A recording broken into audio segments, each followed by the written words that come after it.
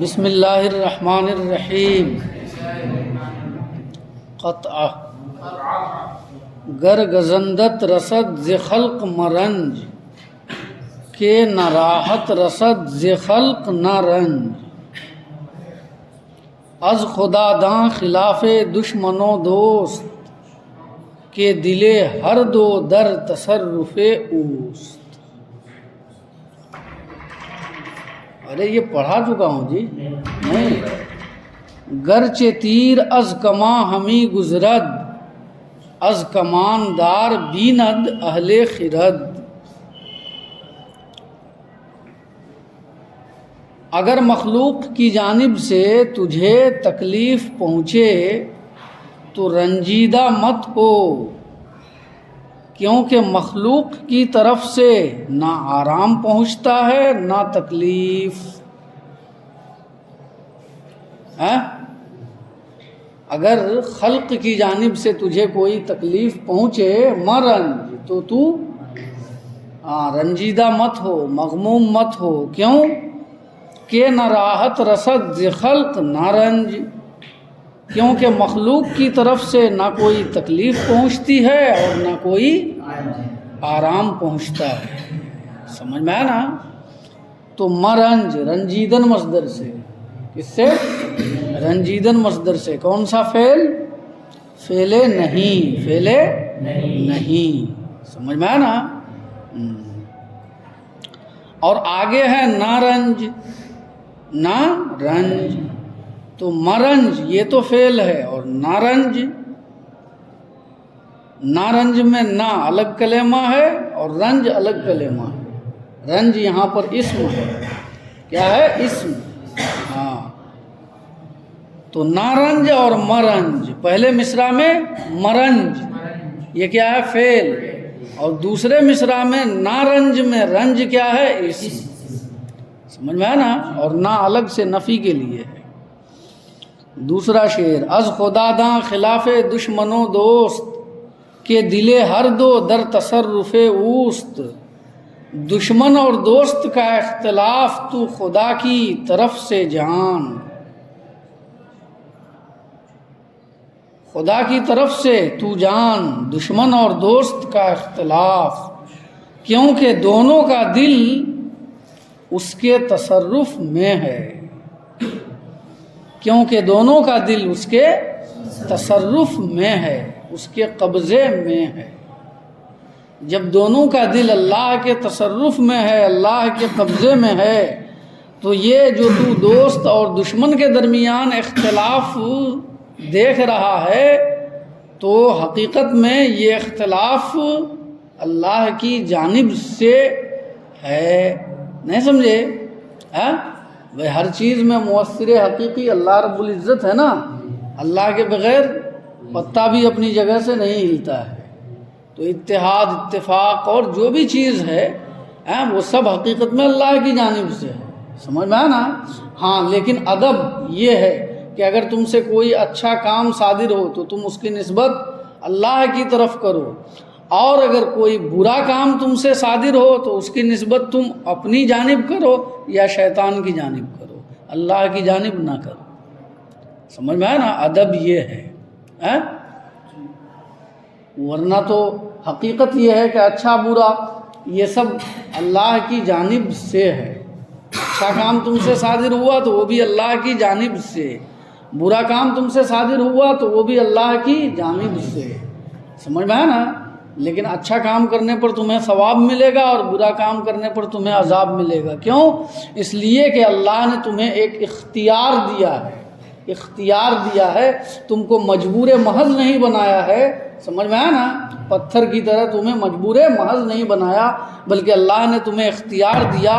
تو اب کوئی بھی کام تم کر رہے ہو تو اپنے اختیار سے کر رہے ہو۔ سمجھ میں آیا نا؟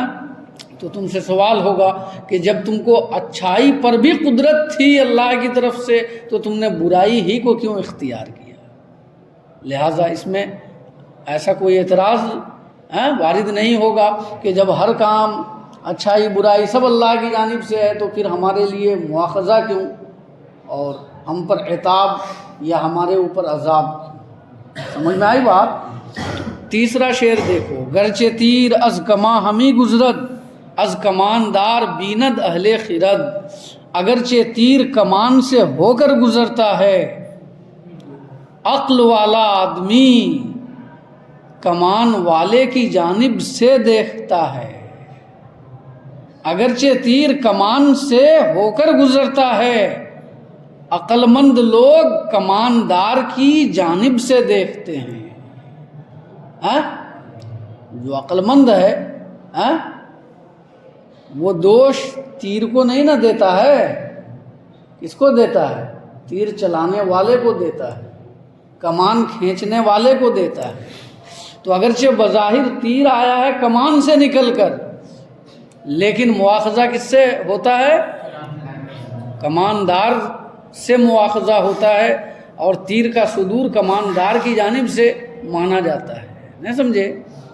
تو دوست اور دشمن کے اختلاف کو اسی مثال کی روشنی میں تم سمجھ لو کہ جو کچھ بھی ہے وہ اللہ کی جانب سے ہے۔ لہٰذا قطع میں بتایا گیا کہ اگر تم کو کسی سے کوئی تکلیف پہنچ رہی ہے تو غمگین نہ ہو، بلکہ اسے اللہ کی جانب سے اپنے لیے آزمائش جان، سمجھ میں آیا نا، اور اسے برداشت کر اللہ کی رضا پر راضی رہ، خلق کو بدنام نہ کر۔ سمجھ میں آئی بات؟ دوبارہ ترجمہ دیکھ لو قطع، گر گزندت رسد ز خلق مرنج، کہ نہ راحت رسد ز خلق نہ رنج، اگر مخلوق کی جانب سے تجھے تکلیف پہنچے تو رنجیدہ مت ہو، کیونکہ مخلوق کی طرف سے نہ آرام پہنچتا ہے نہ تکلیف پہنچتی ہے۔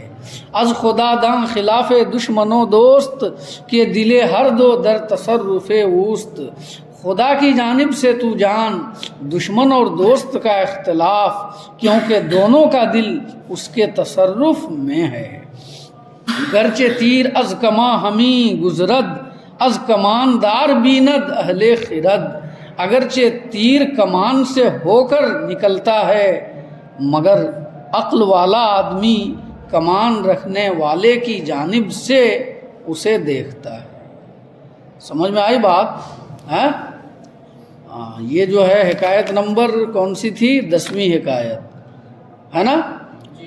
اس کے پچھلے اشعار جو گزرے ہیں ایک بار ان اشعار کا اور ترجمہ دیکھ لو، مزید یاد کر لو، اگلی حکایت کل پڑھنا۔ اس حکایت میں پہلا جو قطع ہے وہ کیا ہے؟ صلح با دشمن خود کن وگرت روزے در قفا عیب کند در نظرش تحسین کن۔ کیا ترجمہ؟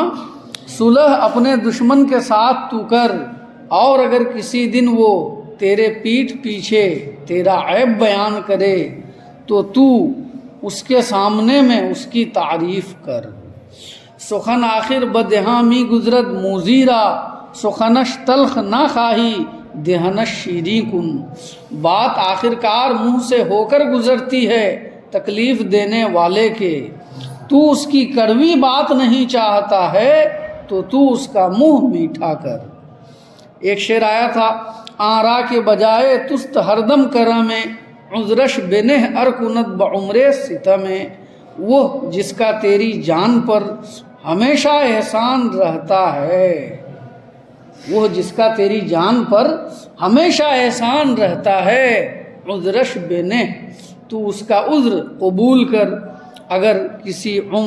اگر عمر بھر میں کبھی کوئی زیادتی کر بیٹھے۔ سمجھ میں آئی بات؟ جو فارسی اشعار آ رہے ہیں اس میں جو اچھے اشعار تم کو لگ رہے ہیں ان کو یاد کرو۔ سمجھ میں آیا نا؟ اشعار یاد کرنے سے زبان پر گرفت ہوتی ہے، کسی بھی زبان پر گرفت ہوتی ہے اور اس پر قدرت پیدا ہوتی ہے۔ تو اچھے اشعار ہر زبان کے یاد کرنے چاہیے، عربی کے، فارسی کے، اردو کے، سمجھ میں آیا نا؟ صلی اللہ علی النبی الامی وعلی آلہ واصحابہ وسلم۔